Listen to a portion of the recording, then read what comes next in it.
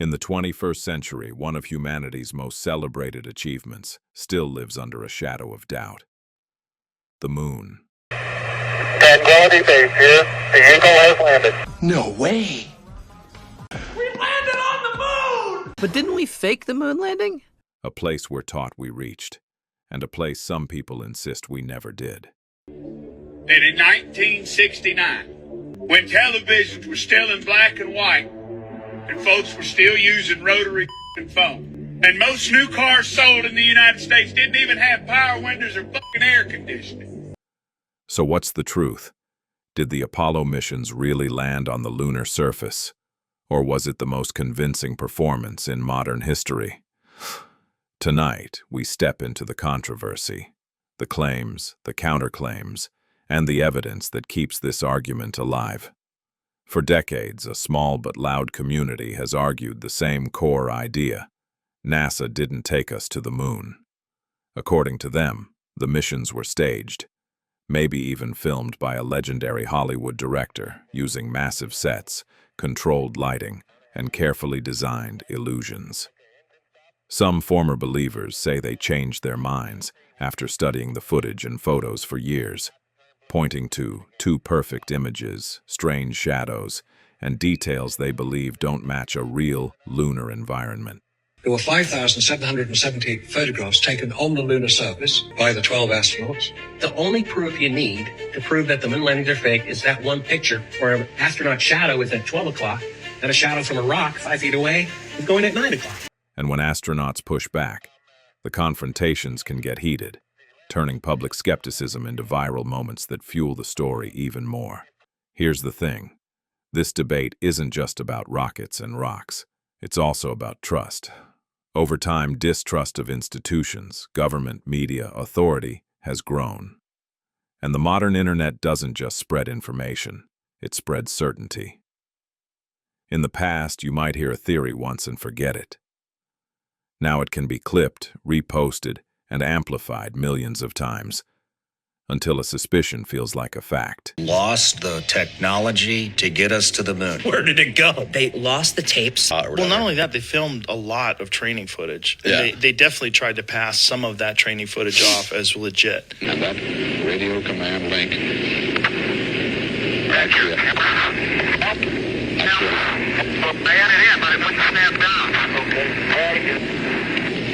Actually, it's a link along that tether line you see there, 25 feet of umbilical cord. That contains the life support system and communications link from the spacecraft life support system out through that chest pack.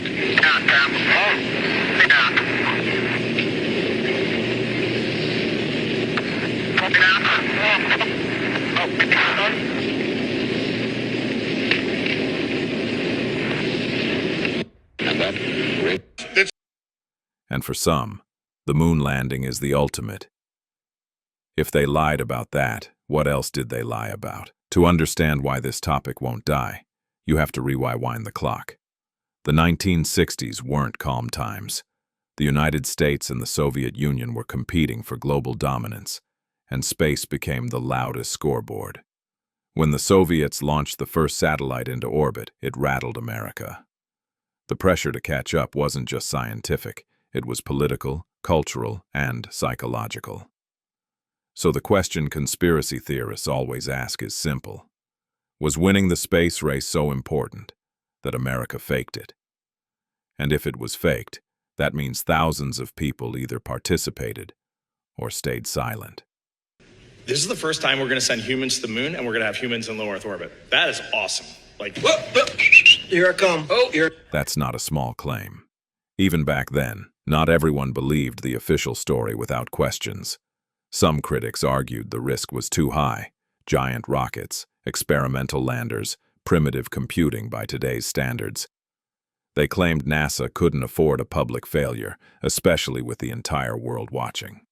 They pointed to test crashes, engineering limitations, and the fact that the Apollo computer had less processing power than modern everyday devices. But the counter-argument is also straightforward. Apollo didn't function like a modern laptop running everything on board. Most heavy calculation was supported by mission control. The spacecraft systems were built for one job, navigation and landing, without the digital overhead we're used to now. Primitive compared to today? Absolutely. But primitive doesn't mean impossible. One of the most popular claims involves the way astronauts moved. Watch the lunar walk and it looks like slow motion, almost like a staged scene. Conspiracy theorists argue that it was filmed on Earth and slowed down, or that wires supported the astronauts to imitate low gravity. The more grounded explanation is less dramatic, but very real. Those suits were bulky, stiff, and awkward. The weight distribution was weird. The movement looked strange because it was strange, and NASA trained astronauts for reduced gravity in two key ways: short windows of weightlessness during parabolic flights, and endless practice adapting to the suit's restrictions. It wouldn't perfectly replicate the moon, nothing on Earth can, but it explains why the motion looks off compared to normal walking. Then there are the photos.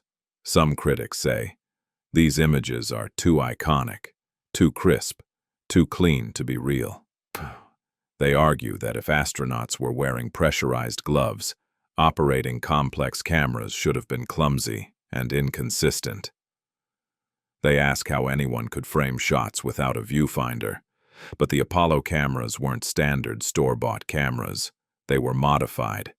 Oversized controls for gloves, preset focusing zones, a mounting system designed for a suit, and a training program where astronauts used the cameras constantly, at home, during practice runs, everywhere. And even then, the full archive includes plenty of imperfect shots, blurred, blown out, poorly framed. Which raises an important question. If this was a carefully staged production, why leave in the bad takes? A famous claim centers on shadows. If the sun is the only light source, critics argue shadows should be perfectly parallel.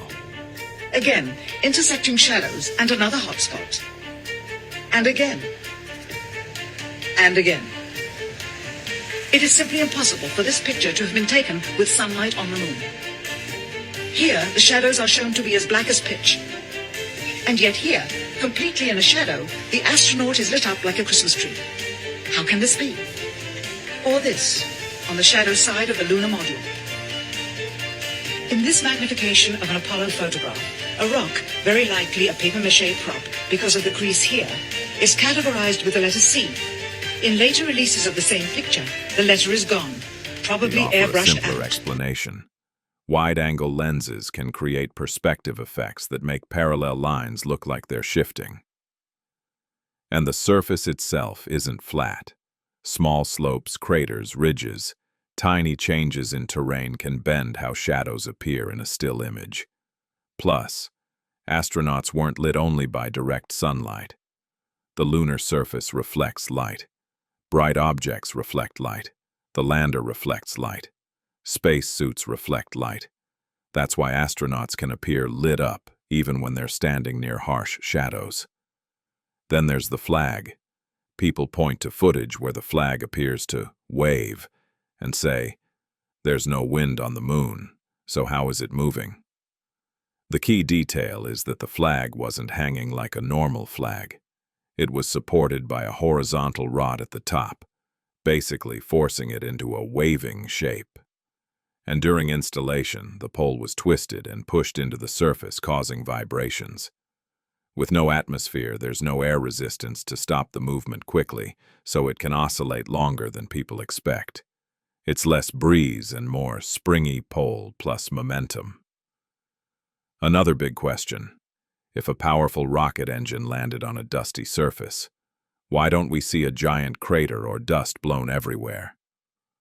The practical explanation is that the lander throttled down low during the final descent, and the engine was shut off right at touchdown. That means less thrust hitting the ground than people imagine, and when you examine mission images closely, you can actually see subtle signs of dust disturbance, just not the dramatic blast some expect. This one's classic. Why don't we see stars in Apollo photos? Because exposure. The lunar surface in sunlight is extremely bright. To capture astronauts and the terrain, The camera settings are adjusted for bright conditions. Stars are much dimmer than a sunlit landscape. With those exposure settings, stars won't register. If you exposed for stars, the lunar surface would become a washed-out white mess. It's the same reason you usually can't photograph stars clearly during bright events on Earth without changing exposure. Now we hit the biggest high-stakes argument: radiation. Critics point to the Van Allen belts and solar radiation, claiming astronauts would have been cooked on the way to the moon. The mainstream explanation is that Apollo's trajectory minimized exposure, passing through thinner areas and moving through relatively quickly. There's also the reality that space travel always carries risk, especially in that era. Apollo prioritized schedule and achievement during intense political pressure. Solar storms were a serious concern, but monitoring existed. If a major event occurred, it could have forced delays. Could astronauts survive a worst-case solar flare with limited shielding? That's a legitimate fear. But a worst-case scenario isn't proof that the mission didn't happen, only proof that the mission involved real risk. So what evidence is hardest to dismiss? Two things stand out. First, lunar samples. Apollo returned hundreds of kilograms of material. Independent laboratories around the world have studied them for decades. Certain features, like glassy particles formed by impacts and signatures consistent with long-term exposure to cosmic radiation in an airless environment, are difficult to explain as ordinary Earth rocks. Second, laser reflectors placed on the moon. Scientists can fire a laser and measure the return, allowing very precise distance measurement. And this isn't NASA-only science. Researchers in multiple places can do it with the right equipment. For skeptics, no single piece of evidence settles it, but for many scientists, those reflectors and decades of analysis on lunar samples are among the cleanest "this actually happened" arguments available. And then there's the Cold War elephant in the room. If the landing was faked, why didn't the Soviet Union expose it? They had strong motivation, they had tracking capability, they had intelligence networks. A rival superpower wouldn't just let a hoax slide if they could prove it, unless, of course, they couldn't. The moon landing debate survives for one reason: it sits at the intersection of history, pride, and trust. For some people, the official story represents human potential at its best. For others, it represents authority at its most suspicious. And with future missions, back to the moon, and eventually to Mars, this pattern may repeat. Because when something becomes the biggest achievement, it also becomes the biggest target. But here's the final thought. To fake an event of that scale, and hide it for decades, would take a machine as complex as the mission itself. At some point you have to ask, would it really be easier to stage a lie this massive than to do the hard thing and actually build the rocket and go to the moon? What was the scariest moment of the journey? Scariest? It didn't happen. It could have been scary. And then a few short weeks later, they landed safely back on Earth. You really can believe that happened? God damn, you're a gullible son of a bitch. I bet you still believe in Santa Claus, you goofy bat.